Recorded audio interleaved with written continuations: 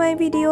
Thank you জি, এটাই অনেক বাবা। আর এখন যেন এর রূপও শুটিং করতে পারবো। দেখুন এখন সবাই স্কি করেন, হয়ে গেছে একজন স্কি করেছেন, তাই এত জন মিলে এমনই মনে হচ্ছে যেন থাকলেও যেহেতু এই কেবল এই দিকটা অসাধারণ লাগছে দেখতে। দৃশ্যটা অসাধারণ সুন্দর হলে হবে কি, ঠান্ডাও কিন্তু আছে এখানে অসাধারণ।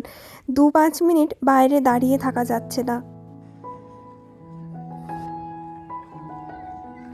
এখানেও কিন্তু একটা রেস্টুরেন্ট আছে, আর যেখানে কিছু কিছু মানুষজন বসে তো ছিলেনই, তবে এই আল্পস সত্যি অসাধারণ।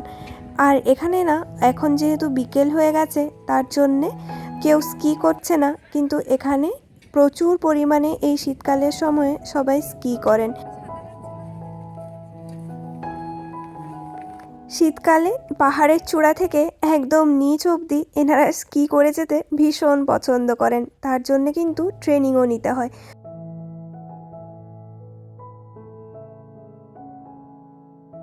সারাদিন ধরে যেহেতু প্রচুর মানুষজন স্কি করেছেন, তাই এই গাড়িটা করে বরফটাকে আবার প্লেন করে দিচ্ছে, যাতে কালকে স্কি করার জন্যে জায়গাটা রেডি হতে পারে।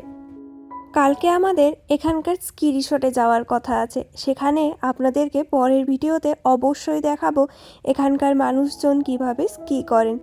এরপরে আমরা একদম ওপরের স্তরে যাব, জানি ওখানে আরও ভীষণ ঠান্ডা হবে, কিন্তু এসেছি যখন যেতে তো হবেই। যা, চোখের সামনে ওই কেবল কারটা বেরিয়ে গেল। আরও 15 মিনিট অপেক্ষা করতে হবে, তবে যে পরের কেবল কার যাবে। এই দিক থেকেও আরেকটা ওরম গাড়ি আসছে ক্লিন করার জন্য। কোন দিকে আসবে এটা? এখন আমরা যেখানে দাঁড়িয়ে আছি এটা দিয়েও মানে দিনের বেলায় সবাই স্কি করেন। চলুন এরপরে যাব একদম টপ। স্টেপ বাই স্টেপ যত উপরে উঠছি পরিবর্তনটা যেন তত বেশি করে বুঝতে পারছি। যত উপরে যাচ্ছি বরফের স্তর ততই গভীর হচ্ছে, আর সব কিছু যেন সাদা বরফে আরও বেশি করে নিজেদেরকে মুড়িয়ে নিচ্ছে। দেখতে দেখতে মাত্র 2.5 মিনিটের মধ্যে আমরা একদম ওপরে শেষ চূড়াটাতে এসে পৌঁছেছি, আর এখান থেকে দৃশ্যটা আরও যেন অনেক বেশি সুন্দর। আল্পসকে এখান থেকে দেখে মনে হচ্ছে এটা যেন একগুচ্ছ পাহাড় নয়, যেন পৃথিবীর বুকে প্রকৃতির এক বিশাল মহাকাব্য। চোখের সামনে যত দূর অবধি চোখ যাচ্ছে তত দূরই মনে হচ্ছে যেন ধূসর পাথুরে পাহাড় আর রূপালী বরফের মুকুট পরা এক বিশাল সাম্রাজ্য। আকাশের রংটা আজ ভীষণ সুন্দর, সাদা বরফ আর নীল আকাশ যেন মিলেমিশে একাকার হয়েছে। এখানকার বরফটা কিন্তু বেশ কঠিন। এত ভয়ানক ঠান্ডা আর প্রচণ্ড বাতাসের মাঝে এখানে দাঁড়িয়ে থাকা এক কথায় অসম্ভব হয়ে দাঁড়িয়েছে। 10 মিনিট দাঁড়াতেই একদম অবস্থা খারাপ, চোখ দিয়ে টস টস করে জল পড়ছে এই ভয়ানক বাতাসে। তাই সানগ্লাসটা পরে নিলাম, তারপরে শান্তি। ওই দূরে যে চূড়াটা দেখতে পাচ্ছেন 15 মিনিট হেঁটে কিন্তু আমরা ওখানেও যেতে পারতাম, তবে এই ঠান্ডার মধ্যে আর যাওয়ার মতো ক্ষমতা নেই, তাই আমরা যাচ্ছি না। নিচ থেকে দেখেই নিজেদেরকে সন্তুষ্ট করে বাড়ি নিয়ে যাব। যা এসেছি এটাই অনেক বাবা, আর যাব না।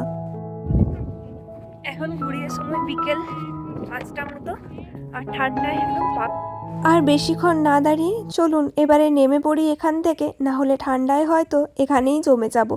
সোজা চলে এসেছি কেবল কারে, আর এখন সূর্য প্রায় অস্ত যেতেই চলেছে, আর এই সময়টা যেন আরো অনেক বেশি সুন্দর লাগছে। বরফের ওপরে সূর্যের আলো পড়ার জন্য বরফগুলো যেন চকচক করছে, প্রত্যেকটা বরফই হিরে হয়ে গিয়েছে। বাইরে প্রচুর ঠান্ডা থাকলেও যেহেতু এই কেবল কারগুলোর মধ্যে হিটার থাকে, তাই ভেতরটা ভীষণ গরম হয়, তাই বেশ আরামে কমফোর্টেবলি এই জার্নিটা করা যায়, তার জন্যে কোনো কষ্টও লাগে না।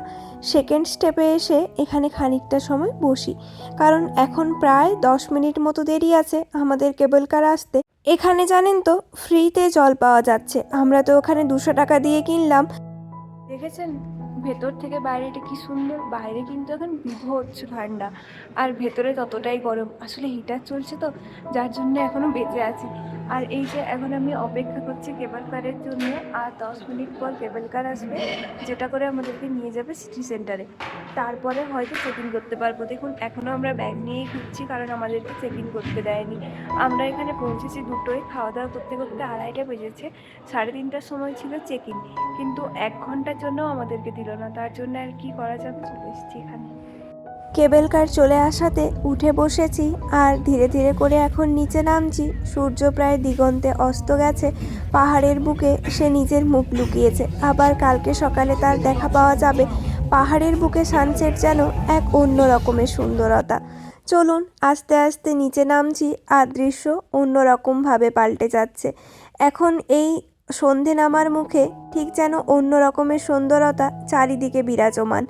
এই সেই স্টেশন, সেই দুপুরবেলায় যেটা দেখেছি, তবে এখন যেন এর রূপও অনেকটাই বেড়ে গিয়েছে। ছোট্ট এই ইন্সব্রুক শহরটার চারিদিকে পাহাড়ে ঘেরা, আর মাঝখান দিয়ে বয়ে চলেছে ইন নদী। ওই যে সবুজ রঙের নদীটা, যেটা দেখে মনে হচ্ছে যেন এই নদীটাই এই পুরো শহরটাকে এক করে বেঁধে রেখেছে।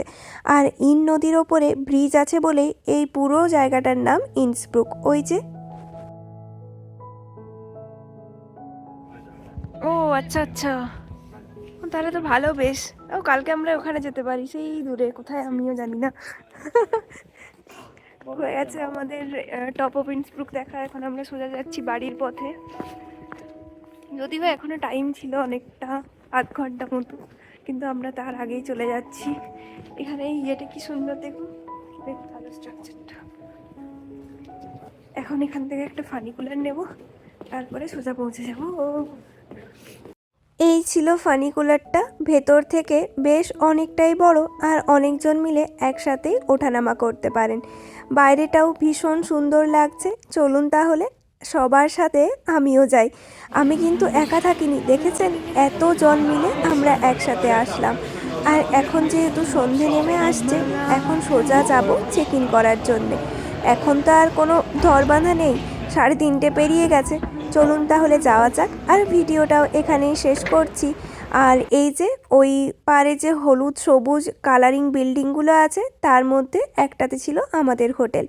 ভিডিওটা সন্ধে তো নেমেই এসছে। চলুন তাহলে এবারে বাড়ির উদ্দেশ্যেই যাওয়া যাক, যে চেক ইন করা হবে। তারপর হোটেলে সমস্ত জিনিসপত্র রেখে একটু ফ্রেশ হয়ে আরাম করে বসবো।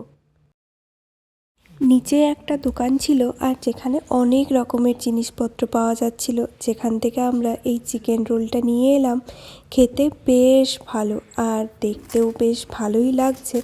আর গরমও আছে, যেহেতু ফয়েল পেপারে করে মুড়ে দিয়েছে। দাম নিয়েছে 6 ইউরো মতো, মানে ভারতীয় টাকায় প্রায় 600 টাকার মতো। এটা একটা ইটালিয়ান দোকান ছিল, আর যেখান থেকে ভীষণ সুন্দর খাবার পাওয়া গেছে। আপনারাও চাইলে ট্রাই করতে পারেন। তাহলে চলুন আজকে আমার ভিডিওটা এখানেই শেষ করলাম। যদি আমার ব্লগটা আপনাদের ভালো লাগে, তাহলে অবশ্যই একটা লাইক, কমেন্ট, শেয়ার করে দেবেন। দেখা হবে পরের নতুন একটি ভিডিওতে। Thanks for watching my video. Thank you so much.